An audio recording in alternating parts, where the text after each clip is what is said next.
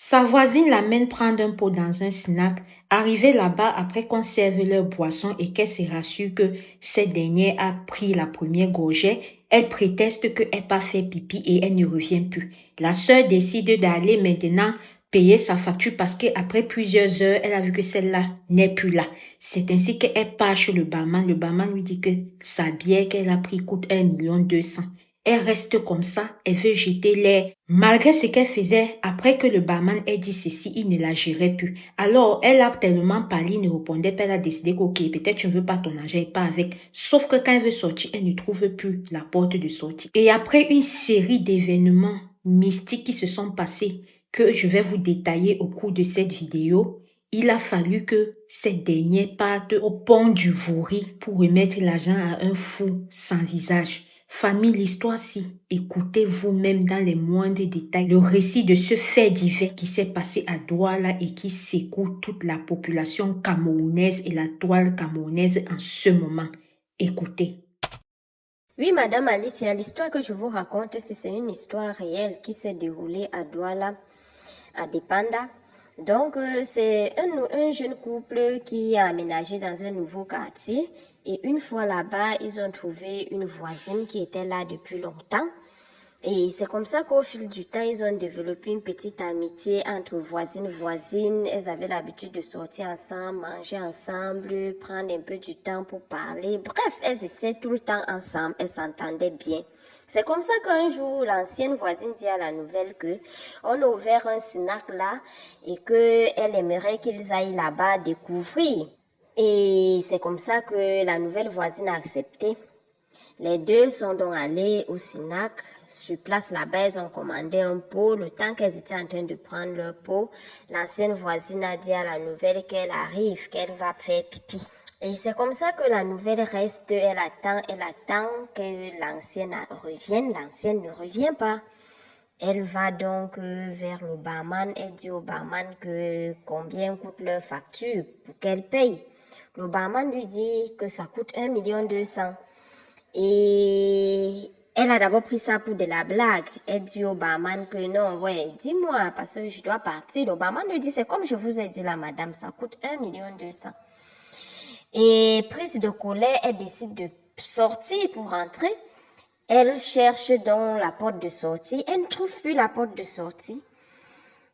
Étant inquiète, elle appelle son mari. Elle dit à son mari, voilà, je suis dans une situation. Je suis sortie avec une autre voisine que tu connais là et une fois là-bas, elle m'a dit qu'elle partait uriner et depuis là, elle n'est plus revenue. Et quand je demande au barman combien est-ce que je dois payer, il me dit 1,2 million. Le mari même d'abord a pris ça pour la blague et sa femme lui dit que je suis sérieuse, je n'arrive pas à sortir. Le mari lui a dit, ok, attends-moi, j'arrive. Et c'est comme ça que son mari arrive sur les lieux. Il retrouve bien le Sinac que la dame l'a indiqué. Il entre, il voit sa femme, il va vers le barman, il demande au barman qu'est-ce qui se passe. Le barman lui dit, j'ai déjà dit à ton épouse qu'elle t'explique. Il dit au barman que non, toi-même dis-moi. Le barman dit sa facture coûte 1,2 million.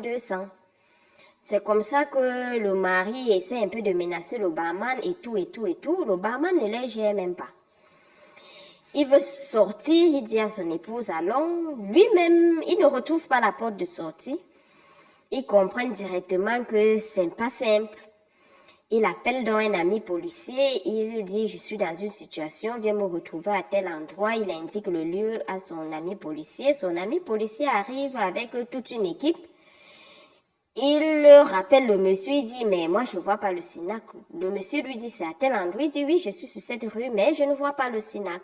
C'est comme ça qu'il repart encore vers le barman pour menacer, dire au barman, je dois prendre des gens à l'extérieur et je dois sortir, faites-moi sortir et tout. Le barman lui dit, en tout cas, c'est ton problème. Tout ce que tu racontes là te regarde parce que moi je vous ai dit ici, minuit vous trouvez là, c'est votre problème. Et même cet argent, ce n'est même plus à moi que vous allez remettre cet argent. C'est où ils comprennent que c'est vraiment sérieux. La dame se met à pleurer, elle supplie le barman, elle explique au barman que non, en fait, c'est une voisine qui m'a amenée ici. Moi, je ne sais pas ici. Elle m'a dit qu'on vient de découvrir et je suis venue. sachant que de temps en temps, je pouvais amener aussi des connaissances ici. Je ne connais rien. Je ne sais pas. Vraiment, aidez-moi. Je ne sais pas. Elle m'a amené juste ici, comme ça qu'on vient prendre un pot et tout. Elle se met à pleurer. Et c'est comme ça que le barman a eu pitié de la dame. Le barman lui a dit, ce que je vais faire pour vous, c'est que je vais vous laisser partir. Mais allez rapidement chercher les 1 200 000. Vous irez à tel endroit et à cet endroit, vous allez croiser un fou là-bas. Vous allez remettre ces 1 200 000 à ce fou-là. Et une fois que ce fou-là aurait pris cet argent, vous retournez directement chez vous, vous fermez votre porte. Et tout ce qui va se passer à l'extérieur, là, vous n'ouvrez plus votre porte jusqu'au matin. Et c'est comme ça qu'il se retourne. Ils retrouvent dans la porte de sortie.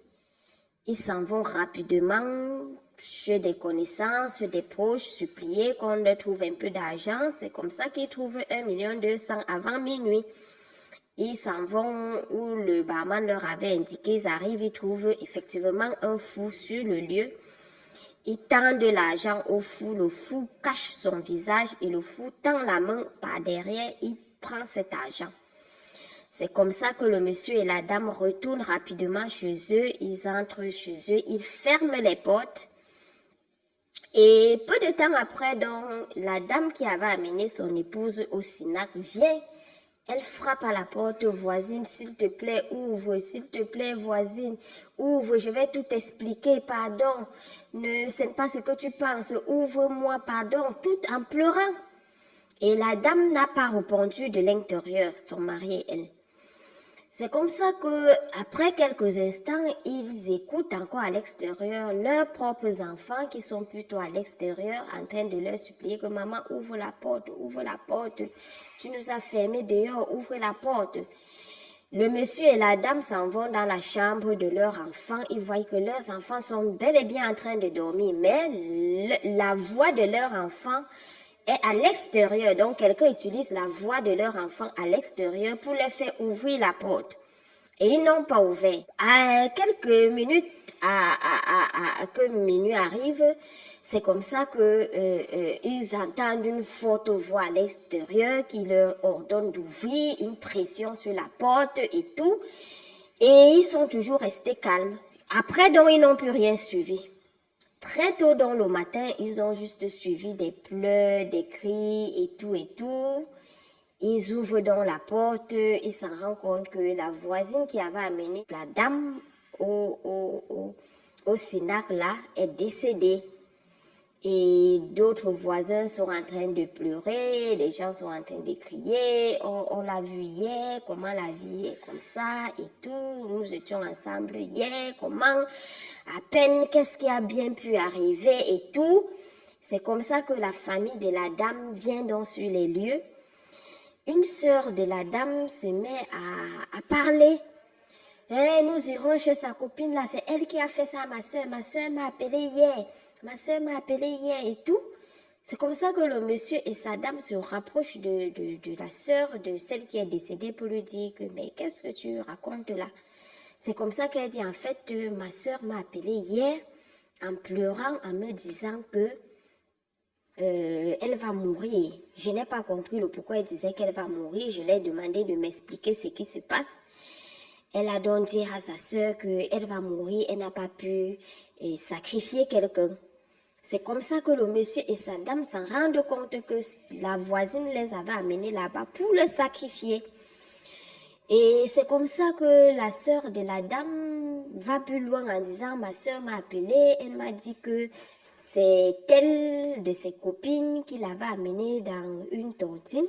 Et là-bas, elle cotisait normalement, mais elle n'a pas compris comment le jour qu'elle devait bouffer, on l'a remis de l'argent un peu plus. Et elle a pris cet argent, elle a constaté, mais elle n'a pas parlé. Sur place à la maison, elle a encore recompté l'argent, elle a vu qu'effectivement l'argent était plus.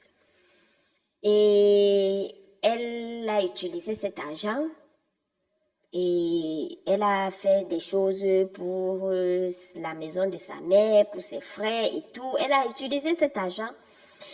Et plus tard, à la réunion, les membres de la réunion lui ont dit, est-ce que tu avais constaté que le moment que tu bouffais, tu avais eu l'argent un peu plus? Elle dit oui, elle avait constaté. Les gens lui disent donc, et pourquoi tu n'avais pas signalé? Elle dit, en effet, elle avait constaté ça étant à la maison. Bon, elle s'est dit qu'elle devait venir aux prochaines réunions et leur signaler. Et puis, c'est passé dans sa tête et puis elle n'est plus venue et tout et tout. Les gens de la réunion disent que, mais nous avons encore siégé bien après que tu aies reçu de l'argent, mais tu n'as rien dit. Elle dit oui, effectivement, bon, c'était passé comme ça dans sa tête. On lui dit donc, ok, cet argent, tu vas nous la rendre en sacrifice. Elle dit qu'elle ne comprend pas. On lui dit oui, c'est comme ça. Elle dit que non, elle préfère cotiser et tout et tout. On lui dit non, on ne peut plus prendre ça en argent, nous allons prendre ça en sacrifice. Donc, tu vas devoir nous donner ta mère ou ton enfant, des gens que tu aimes bien. Elle dit que non, elle ne peut pas. On lui a dit que pour une deuxième option, vu qu'elle ne connaissait pas, elle doit donner 2 personnes de son choix. Elle a refusé qu'elle ne peut pas. On lui a dit qu'elle est obligée et qu'elle aille réfléchir. Et pendant le temps qu'on l'a laissé d'aller réfléchir, elle n'arrivait plus à dormir, que souvent dans la nuit, elle se couchait comme ça. Elle se réveillait brusquement, elle voit une personne qui est assise là, face à elle. Quand elle crie, la personne disparaît. Que par moments, elle se couchait comme ça. Elle entend des pleurs de bébé sur sa fenêtre. Quand elle va regarder, elle ne voit personne. Par moments même, elle se couche comme ça. Elle se retrouve le matin dans un cimetière. Et c'est là où elle a vraiment eu peur. Et quand elle a encore assisté aux réunions, on lui a dit, est-ce que tu as réfléchi? Elle a toujours dit qu'elle ne pouvait pas. On lui a dit, ok, va encore réfléchir. Et ça, c'est la dernière qu'on te donne de réfléchir, ta dernière chance.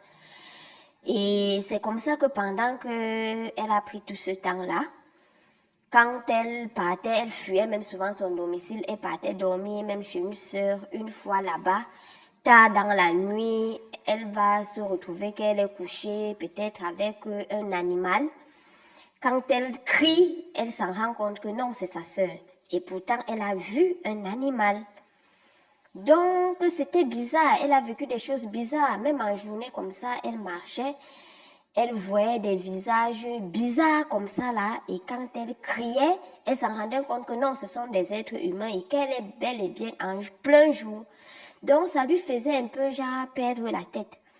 Et c'est comme ça quand elle s'est encore rendue à la réunion, on lui a dit, avec tout ce que tu vis là, sache que si tu refuses toujours, sache que ça serait pire pour toi, ça serait ta tête ou rien. Et c'est comme ça que, comme on lui avait dit qu'elle a la possibilité de donner 2 personnes de son choix, elle a donc décidé, vu que la voisine est une nouvelle voisine et tout, elle n'avait qu'à l'amener dans ce Sinac-là et rentrer, sachant que la voisine ne pouvait pas payer la facture. La voisine serait sacrifiée à sa place et ça serait son sacrifice comme ça. Vu que la voisine a pu régler la facture maintenant, et la voisine est sortie, elle est partie même chez la voisine, elle a toqué pour que sa voisine puisse ouvrir la porte pour qu'elle puisse reçu son sacrifice. Mais la voisine n'a pas ouvert, qu'elle n'a plus assez de temps et que si elle décède, qu'on gâte son corps, qu'on ne l'enterre pas comme ça. Et que sa famille doit aller menacer sa copine qui l'avait fait intégrer cette réunion. Et que si les gens viennent pour remettre de l'argent à sa famille, que c'est pour une enveloppe du deuil, tout ça, qu'ils ne prennent pas. Parce que s'ils prennent ça, eux aussi qui vont utiliser cet argent, ils vont décéder. Donc elle a mis en garde sa famille et tout. C'est comme ça que sa sœur racontait ça en pleurant, en chaudes larmes. Et puis, ils ont enterré la fille.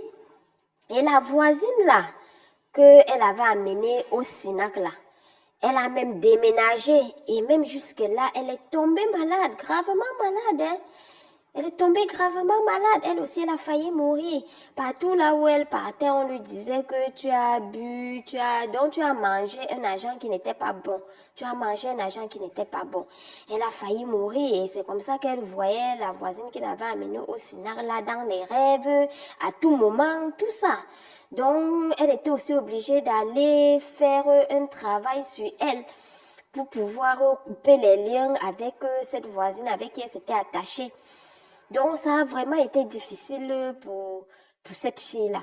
Donc, ce que je vous dis là, Madame Alicia, ce ne sont pas des histoires. Ce ne sont pas des histoires. C'est une histoire réelle qui s'est déroulée à Douala, à Bipanda. Oui.